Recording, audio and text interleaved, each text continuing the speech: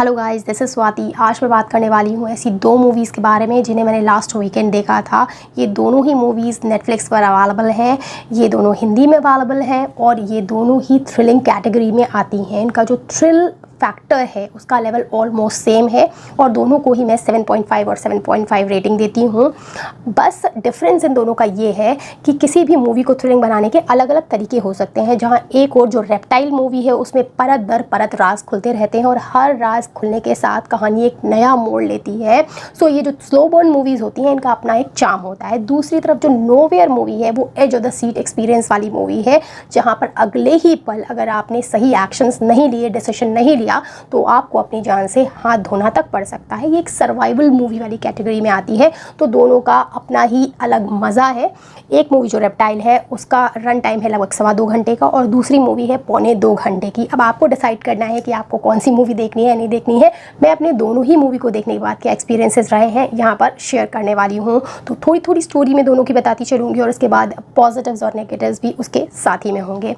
सो पहले बात करेंगे रेप्टाइल मूवी के बारे में, जो मर्डर मिस्ट्री कम क्राइम थ्रिलर है। पुलिस इन्वेस्टिगेशन चलती रहती है, चूहे बिल्ली का खेल चलता रहता है इसमें थ्रू आउट द मूवी। अगर स्टोरी की बात करें तो समर नाम की लड़की का मर्डर हो जाता है जो कि एक रियल एस्टेट एजेंट थी।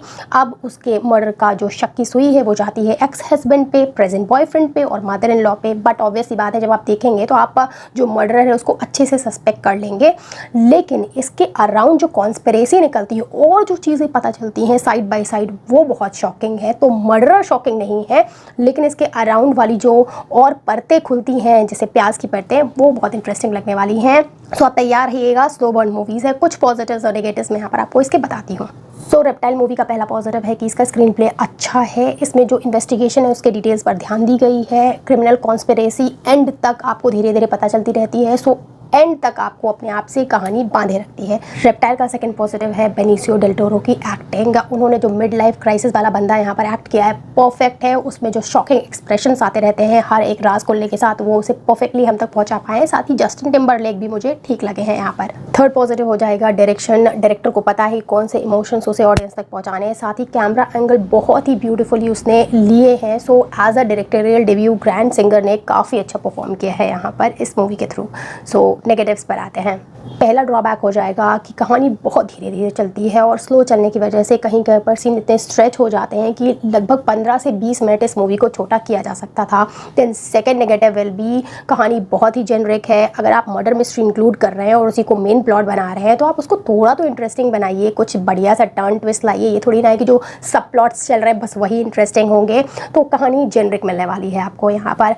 अब बात करेंगे मूवी नोवेयर के बारे में। सो मूवी नोवेयर एक सर्वाइवल मूवी है जिसमें चाइल्ड बर्थ भी होनी है और चाइल्ड बर्थ भी ऐसी जगह पर होनी है जो बहुत ही क्लॉस्ट्रोफोबिक स्पेस है। और वो जो स्पेस है वो ऐसी जगह समुद्र में है जिसकी लोकेशन किसी को नहीं पता। तो जितनी ज़्यादा थ्रिलिंग सिचुएशन बनाई जा सकती है इस सर्कमस्टेंस में वो की गई है यहाँ पर। तो कुछ चीज़ें आपको सिली ज़रूर लगेंगी, लेकिन अगर इस तरीके से आप इमेजिन करें कि किसी के साथ क्या होगा और फिर वो किस तरीके से सिचुएशन निकल के आएगा, तब परफेक्टली आपको मज़ा आएगा यहाँ पर। और उतना ही पेट में बटरफ्लाइज वाला इफेक्ट होता है वो ज़रूर फील होगा। अगर स्टोरी की बात करें तो डिस्टोपियन फ्यूचर दिखाया गया है स्पेन में, जहाँ पर इमिग्रेंट्स के बच्चों और महिलाओं को पकड़ पकड़ कर कहीं लेके जाया जा रहा है। अब ये मिया नाम की एक प्रेग्नेंट महिला अपने हस्बैंड के साथ भाग कर निकलती है और एक कार्गो में होती है। ये कार्गो शिप पर जाना होता है, लेकिन हस्बैंड और वाइफ अलग हो जाते हैं। अब रह जाती है अकेले मिया और उसके साथ बाकी जो लोग होते हैं उन्हें मार दिया जाता है। तो मिया का कंटेनर शिप पर होता है और एक तूफान आने की वजह से फिसल कर सी में चला जाता है। अब इस सी की जहाँ पर ये कंटेनर है उसकी किसी को लोकेशन नहीं पता है क्योंकि मिया प्रेग्नेंट है और बिल्कुल उसकी डिलीवरी होने वाली है। तो कैसे क्या कुछ होगा इमेजिन करें। अगर किसी के साथ ऐसी सिचुएशन होती है तो वहाँ पर लिमिटेड मीन्स है क्योंकि और भी कंटेनर्स रखे हैं जिनमें कुछ कुछ सामान उसको मिलता रहता है और वो किस तरीके से सर्वाइव करती है ये देखना बहुत इंटरेस्टिंग है। मेरी फेवरेट है सर्वाइवल मूवीज़, तो मैं इस मूवी की तरफ थोड़ा बायस हूँ। अगर आप दोनों मूवी देखने को सोच रहे हैं then do go for this one first. चलिए बात कर लेते हैं कुछ पॉजिटिव्स और नेगेटिव्स की इस मूवी के बारे में। जो पहला पॉजिटिव मुझे इस मूवी में मिला है वो है मिया लड़कियाँ जो इस मूवी की लीड एक्ट्रेस हैं उन्होंने मेथड एक्टिंग की है। जब वो प्रेग्नेंट हैं तब वो हेल्दी दिखी हैं, उनका वेट गेन है और जैसे जैसे वो समुद्र में अपना टाइम बिताती रहती हैं उनका वेट कम आपको होता दिखेगा। और हर एक सीन में क्या इमोशंस हैं, किस तरीके से वो अपने आंखों से, एक्सप्रेशन से उनकी व्यथा हम तक पहुंचा पा रही हैं, परफेक्टली उन्होंने वो एक्ट किया है। सेकंड पॉजिटिव हो जाएगा इस मूवी का डायरेक्शन। डायरेक्टर बहुत क्लियर है, उसने पहले से विजुअलाइज कर लिया है कि उसे हमको क्या दिखाना है। कुछ एक सीन्स इसमें बहुत बोल्ड है जो हल्के फुल्के डायरेक्टर्स की बस की बात नहीं है। जैसे एक यहाँ पर डिलीवरी वाला सीन आता है और ऐसा सीन मैंने अपोकलिप्टो में देखा था, उससे भी ज़्यादा बोल्ड सीन है यहाँ पर। और कुछ एक सीन्स और भी हैं जो उसी लेवल या उसी कैटेगरी में आते हैं। तो डायरेक्शन इज़ गुड।